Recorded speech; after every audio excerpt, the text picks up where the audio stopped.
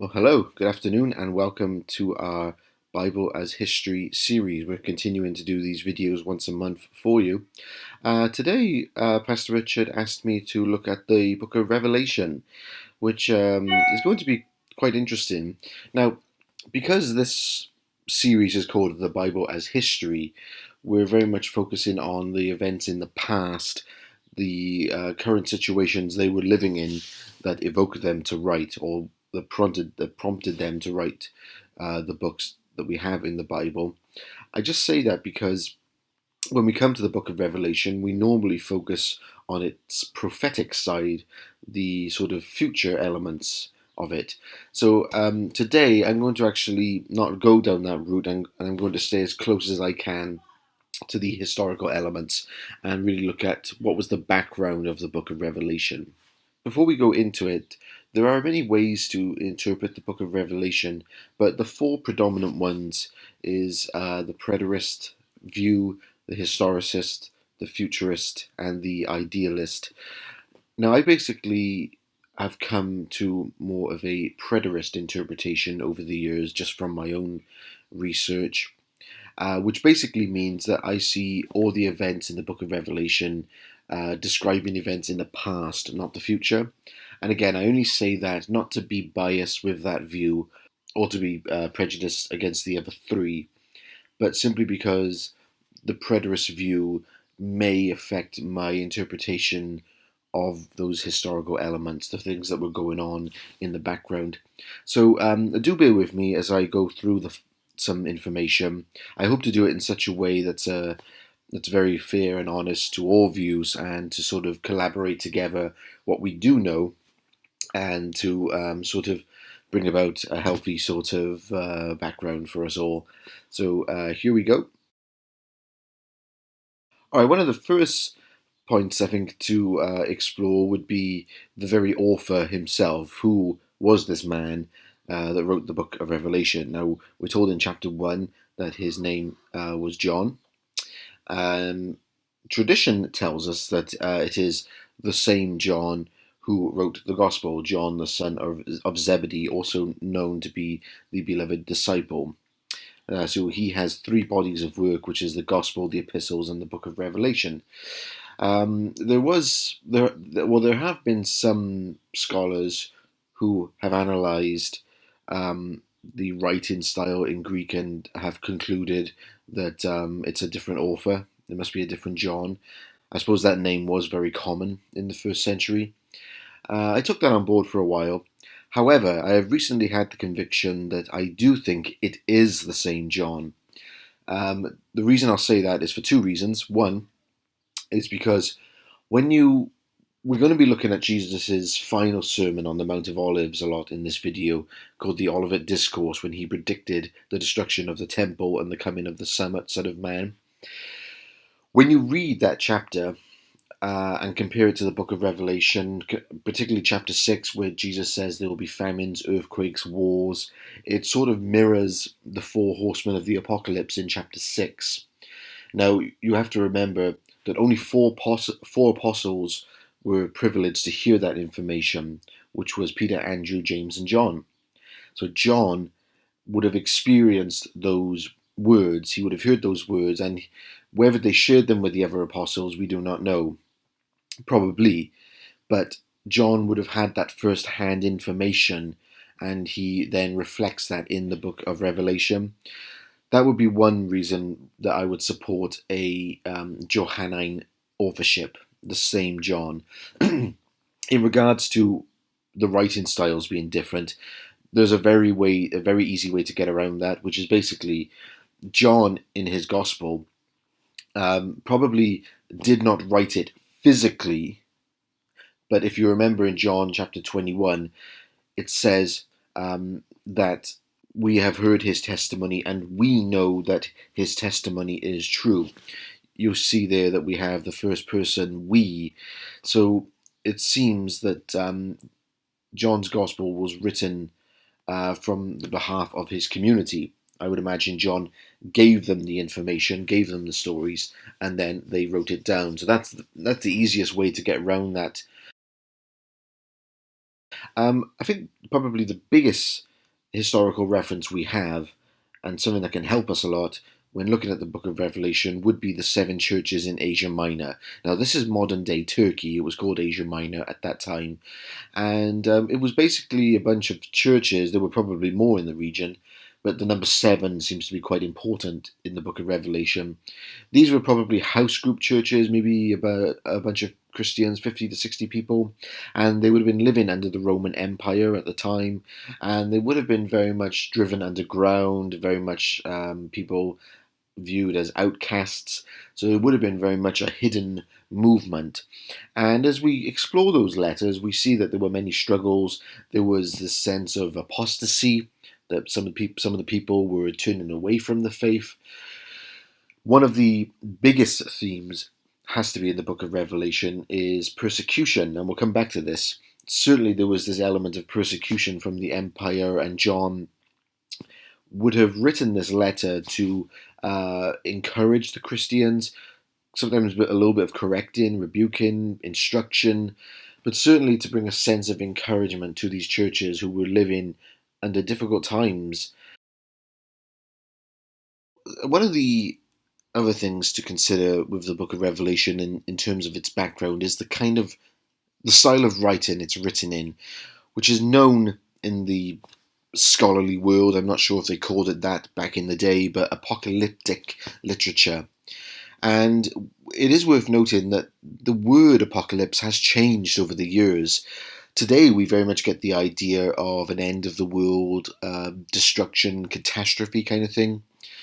Whereas at the time, in the first century, and then sort of in the time of Daniel, in the Maccabean revolt, apocalyptic was not so much a predicting of events, but it was more of a revealing of truths. The actual word just means revealed.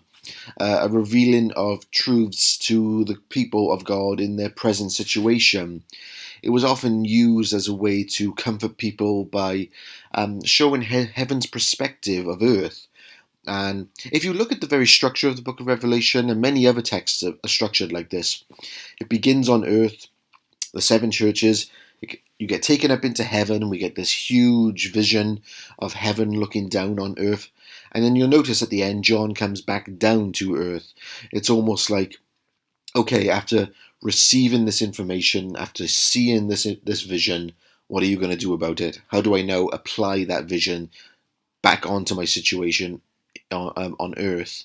So that's basically the nature of the writing. It is worth saying that the book of Revelation was not the only book to deal with this genre. I think we sort of have to get this idea out of our heads that the book of Revelation is the only mysterious book out in the world that are sort of predicting these secret codes. But actually, there were many, many Jewish apocalyptic texts. Many didn't make it into the canon. Even Jewish people today don't tend to read apocalyptic texts, so very much our understanding of it has changed over the years, and it's very difficult 2,000 years later in our Western context to read it correctly or to be honest and true to the audience relevance in the first century. So because of that, there is always going to be that interpretation element. There's always a bit of guessing work. And I mentioned before, I lean towards the preterist interpretation, but I will definitely say that I could be absolutely wrong. There is no way I would be willing to say that I am correct. So we do have to be very humble and open when we look at this genre. It's not just like reading the Gospels or the history books in the Old Testament.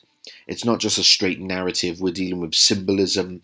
We're dealing with high prophetic symbolic language. Certainly another important background to the book of Revelation would be the Old Testament.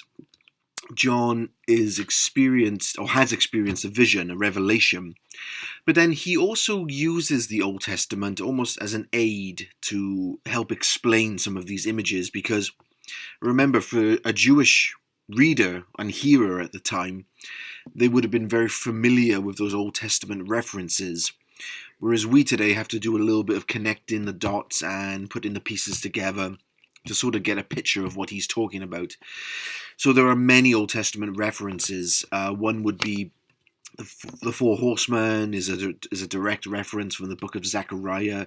The two beasts in Revelation 13 is direct quotation from the book of Daniel.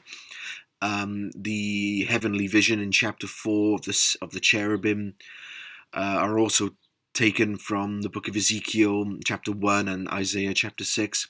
Now I suppose the question is, did John actually see these things, or is he just using the Old Testament to get his point across? I would say it's a little bit of both. As I said, he's using the Old Testament to give him an aid. But you'll notice in the book, when he goes into heaven, he sort of interacts with the heavenly beings. He sort of has a conversation. So we would have to assume, therefore, that he is experiencing this, he is witnessing this. But indeed, he's using the Old Testament to help him, to give him a bit of a reference, to give his audience a reference, to give him a starting point. That's how I would look at that. But the Old Testament is key with the book of Revelation. It's also worth saying that one of the reasons this book was put into the canon, we know that Revelation was the last book to be included in the Bible, and it went through lots of debates. But one of the reasons, there's two actually, that they decided to put it in. One was that it was believed to be written by John the Apostle, which we discussed earlier. And also the second reason was because of its high Christological images. The fact that Jesus is very much at the center of the book of Revelation stood out to the early church fathers as well. I want to talk about dating for a little bit. There have been two proposed dates over the years to date the book of Revelation. Dating as in when was it written. One, and probably the most dominant one, is that it was written somewhere in 95 to 98 AD under the Emperor Domitian. That's a very common view. Another interpretation that some people hold to was that it was written much earlier, actually, in the AD 60s, most likely under the Emperor Nero, under the reign of Nero. Again, sometime around 64 to 66. I tend to lean towards the earlier dating, and let me give you a couple of reasons why. First of all, the Emperor Nero seems to be quite a dominant figure in the book of Revelation. He was a horrible emperor. He persecuted the Christians in a very horrible way. I mean, if we look at Rome, the history of Rome, they were crucified upside down like Peter. They were set on fire to light the place up as torches. They were covered in oil and tar. They were thrown to the lions. He really opened this horrible persecution to the Christians. And it does explain why so many of the Christians despised him so much. It's also believed that because of that Nero was actually to be identified as the beast from the earth in chapter 13. Some have predicted that the beast from the sea was the Roman Empire, and that the beast from the earth was Nero. And one of the ways they've done that, and this is quite a modern hypothesis, but it certainly does get us thinking, is that if you translate the number 666 using Hebrew, and if you calculate the numerical value of those numbers using Nero Caesar's name, it actually adds up to 666. Now, what's interesting about that is that there was actually another version of the Book of Revelation found in Egypt, I think it was. It was the Latin version, and the number there is 616. And interestingly, if you spell Nero's name according to the Latin, you drop the N at the end. So instead of Neron Kaiser, we have Nero Caesar. That also came to 616. So you could argue it seems to be pointing maybe quite convincingly that the Emperor Nero is the one who's on display there, if you'd like. That's certainly one way of interpreting the number of the beast, and to give us a possible dating theory. Other scholars who don't hold to the Nero interpretation sort of claim that 6 is sort of 1 less than 7, which is the number of perfection, so it's sort of 3 times short of 7, which could represent sort of this unholy trinity, 3 sevens, 3 sixes, because humankind was made on day 6. 6 is the number of human beings, the number of man. So that's another way of looking at it. All right, another theory that promotes the early dating for Revelation is the event which was the destruction of the temple in AD 70. I do believe that event would be in the back of John's mind when he's writing. Now, it says in Revelation 1, in the first 3 verses, that Jesus is coming soon, and behold, he is coming with the clouds. Now, if you read the Olivet Discourse, once again, Matthew 24, we see references there to the coming of the Son of Man, coming on the clouds there. Now, I think they're obviously direct parallels. Now, in Matthew 24, Jesus is describing the destruction of the temple.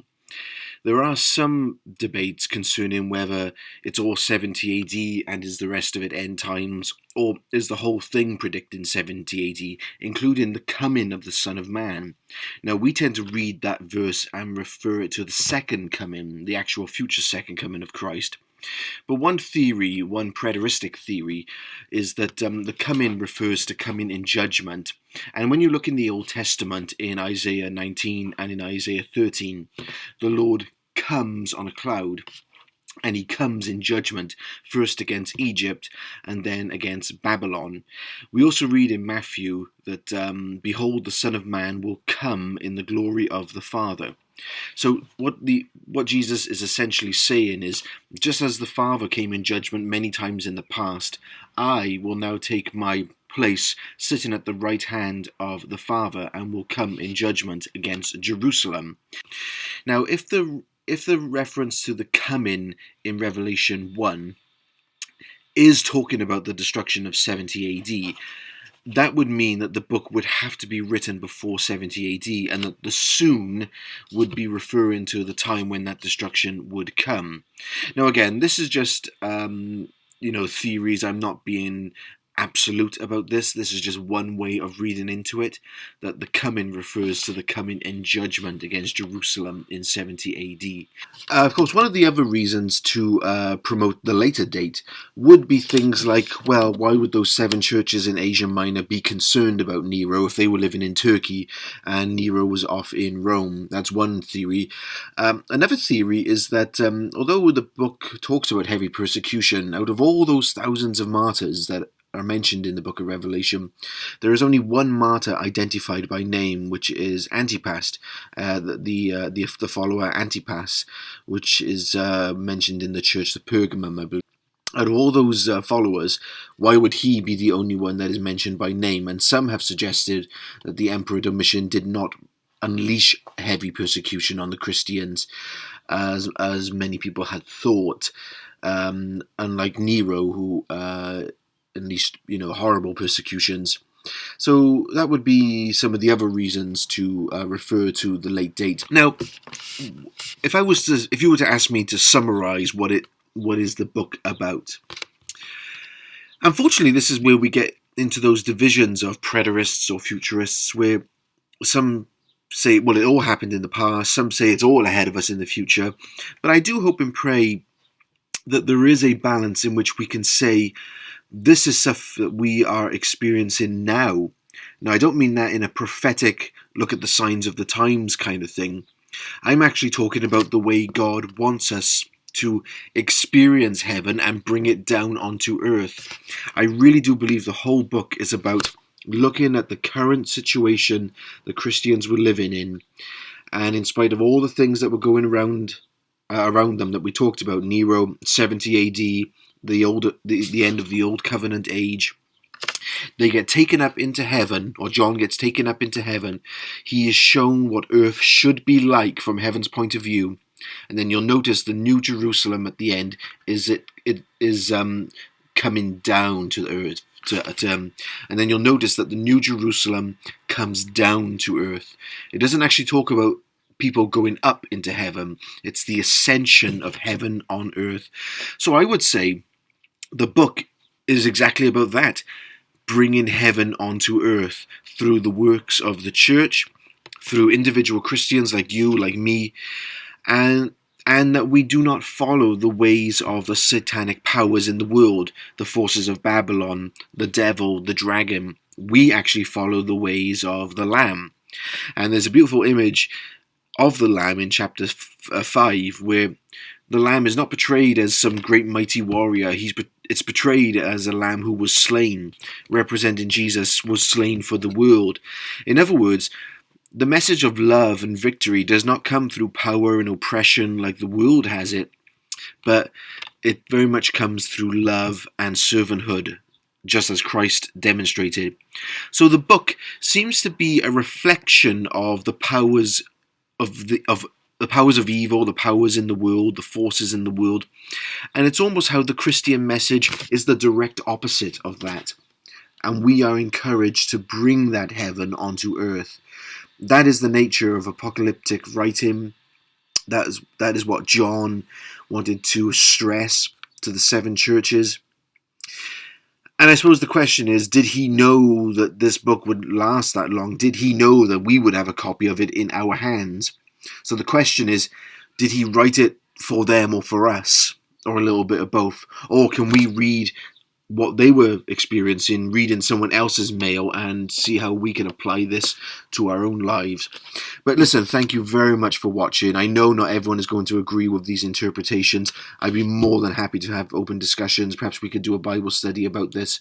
But please do enjoy it. Please let me know what you think, and let's continue having this dialogue, because the one unfortunate thing is that people sort of ignore the book and say, oh, the Gospels is all the cool stuff, the book of Revelation is all the weird stuff.